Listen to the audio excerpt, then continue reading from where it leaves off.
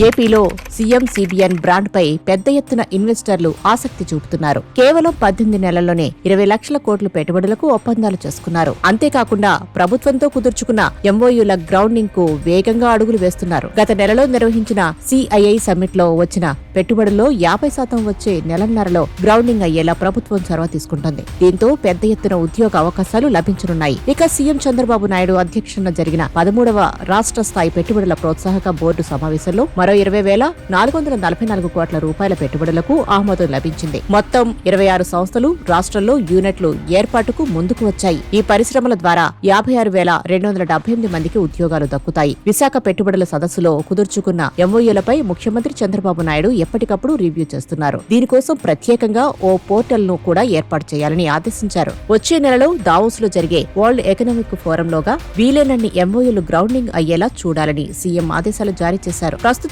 మొత్తం ఎంఓయూల్లో 50% మేర పెట్టుబడులకు ప్రాసెస్ ప్రారంభమైందని అధికార వర్గాల సమాచారం. దీని విలువ 7,69,000 కోట్లుగా చెబుతున్నారు. విశాఖ ఎకనామిక్ రీజియన్ పరిధిలో 1.69 లక్షల కోట్లు, అమరావతి ఎకనామిక్ రీజియన్ పరిధిలో సుమారు 87,000 కోట్లు, తిరుపతి ఎకనామిక్ రీజియన్ పరిధిలో సుమారు 73,000 కోట్ల పెట్టుబడులు వస్తున్నాయి. ఇప్పటి వరకు 13 ఎస్ఏపీబీ సమావేశాల్లో 8,29,000 కోట్ల పెట్టుబడులకు ఆమోదం లభించింది.